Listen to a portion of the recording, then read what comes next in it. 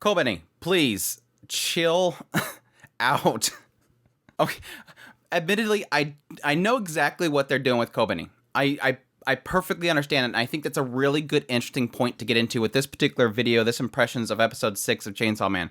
Kobeni was essentially, and technically a little bit of Arai as well, was showing us the effects of fear and how it can fuel your enemy or a devil. But gosh dang, like, let's take it down like 50 notches, please. Holy smokes. I'm sorry to all the Kobeni stands out there, and I'm sure she's probably going to do something amazing later if she survives, but holy crap, right now in this episode, I couldn't stand her. Holy crap, I could not stand her. She's basically that B-movie character that does the stupidest stuff that gets everybody in super big trouble, and the entire time they don't want to admit that they're the one at fault. Like, they're the one that blames everybody else. Like, even the moment in which she actually stabs Hayakawa, she still is like, it's not my fault. It's your fault. It's like, oh my gosh, you're that character. You're that character from the horror films that I absolutely detest. And one of the main reasons why I don't watch a lot of B-movie horror movies is that character. That character that it's like, oh, we have one of those. Anyways, other than Kobeni, again, annoying the fire out of me, I did really enjoy this episode. And again, technically part of it is because Kobeni brings up a really interesting thing that actually play out in this episode. Again, Kobeni is the fuel for this devil. Kobeni is the one that's making it stronger and stronger and stronger. And yes, again, technically Arai as well. And I really loved it. And the opposite end, Power is the one that's causing her to feel it. Power ended up being like the opposite, where I know exactly what they're doing with her, but at the same time, I can't help but laugh at it, that she's legit trying to make everybody go nuts because she just wants to make them kill Denji. Why? She wants her Nobel Peace Prize. What the hell? But no, again, fantastic episode. I love how this entire episode just keeps feeding me casually. It kind of feeds different lore of the world itself. I mean, we got into contracts, again, we got into fear, how it feels, and yes, we technically got the introduction of a Devil of Eternity, which I think is like, I don't think it's something that people think of often, so maybe that's probably why it's not as powerful as it could be, but technically eternity itself is something that most people are feared by, this idea of this infinite, this idea that of never going any further. And I think most of us are kind of grounded in the idea of, in the mentality of there being some sort of end to everything. Like everything we do, you know, there's probably going to be an end to it. Every process, every job, everything that you do, you know there's a goal, there's an end in mind. And yes, technically, depending on your context for the eternity can be fearful, especially the idea of the afterlife, and depending on what you believe in, whether it be just pure blackness, non-existence, some sort of afterlife plane or whatever, and that having some sort of eternity that sort of is incomprehensible to the human nature, I think is really incredible. Now, I don't know, I guess this makes sense in the regards to how they displayed it in this world, this idea of it being this big, gigantic thing that just traps things within it in some sort of endless world, time standstill and everything. I thought it was interesting that at some point they note the idea there's, the clocks were stuck at 8:18 or something like that, which I think is a reference to the idea of coming to almost an equilibrium, coming to this point where things come to an end, you're at ease once again. Almost like, yes, sort of like eternity itself, coming to this conclusion point and you having nothing beyond that. Again, you're at the goal and it stops. Yes, there's tons of other interpretations of 8:18, depending on what kind of religion or whatever you're going with, but I thought that was kind of interesting. But no, to go through the episode, yes, they are trapped on the 8th floor. They check a couple things. Everything seems to loop back onto the 8th floor itself. Immediately, Kobeni goes nuts. And they're talking about, they did a little bit of character development in her, and the idea that they send her to work for the public services to help with her brother's college, but in fact, they just forced her to do it because they didn't see any promise in her and they wanted her to work. So she got forced to do that rather than, yes, using her body and trafficking or something. Denji decides to go to sleep. Power's laughing at Kobeni and her face, which again, at that point, I'm like, I'm with Power on this. I'm just going to laugh at how just over the top they made her reactions. Like, there's times where she's screaming so much her tongue is literally like halfway out of her mouth. It was just like, again, it's too many notches up for me. But yes, eventually Denji wakes back up, comes to find out that Power is talking about winning the Nobel Peace Prize, becoming like a prime minister, having 100% sales tax for some weird reason.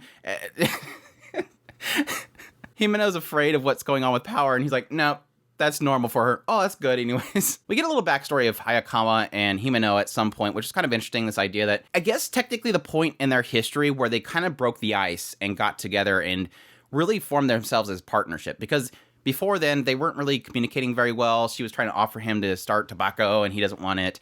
And she's talking about socializing and stuff. And it eventually leads to this point where we find out that past partners of hers, their loved ones, regularly will come, whenever they encounter Himeno, will take their anger out on her. Because she lost their partner, because they can't lash out on the devil, they would lash out on Himeno. And she would accept it. And this was something that Hayakawa didn't like. So he went over and stuck some gum on the lady's shirt. And said something to the effect of, you shouldn't take the blame, and that it really made him mad. And that kind of, again, broke the ice between the two of them. And they really did kind of form a bond, which was really sweet. And yes, technically at that point, we're going to be working together for a long time. I'd really like you if you started tobacco. So he finally accepts.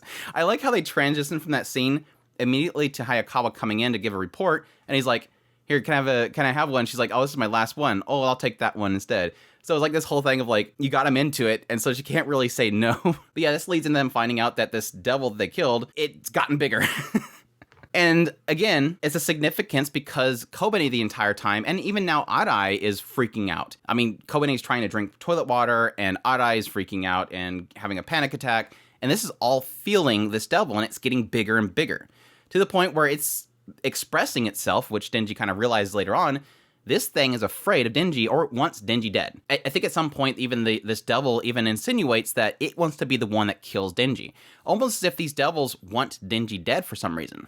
I don't know if that's going to come up later, if that's maybe just an odd translation there, but it implies that it wants Denji's heart. Whether it wants his power, or the devils know about him and want him dead. But yeah, this leads to it wanting them to form a contract with it to kill Denji. And it seems kind of off at first, but I kind of knew based on other works, contracts are usually absolute in a lot of these stories. So yes, well, they're like, well, no, they'll kill Denji and he won't do it. He won't let you guys free. No, when they say contract, that means that if it doesn't fulfill it, it will die. So yes, it's being truthful. If one of you make a contract and kill Denji, it's going to let you go. Which Denji interprets later that it's because this thing doesn't think it can kill Denji that it wants them to do it instead. So yes, Kobeni goes crazy, tries to kill him. Arai wants him dead. And even Power wants to do it. And they're like, well, fiends can't make contracts. So if you kill him, nothing's going to happen.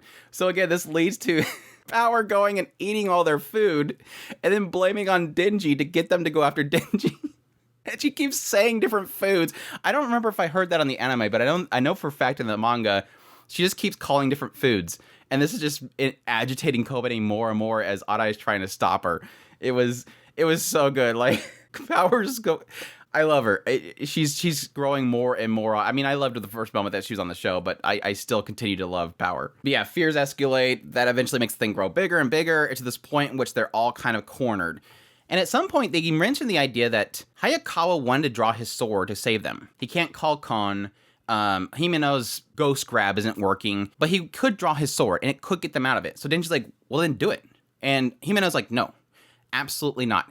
We will kill you and feed you to it before we draw his sword. Because every time he draws his sword, the pact that he has, the contract he has with his sword, apparently, it gives up some of his lifespan itself, in order to power it. And obviously, Himeno wants to be with Hayakawa as long as possible. So this leaves him cornered to the point where he's like, okay, I'll draw it. And then Kobeni goes nuts and goes to stab Denji. Hayakawa jumps up in front of her and stops him. This is where we kind of find out that Hayakawa wants Denji to survive. Like, he has found Denji to be an asset to his future. Again, he wants to take down the Gun Devil.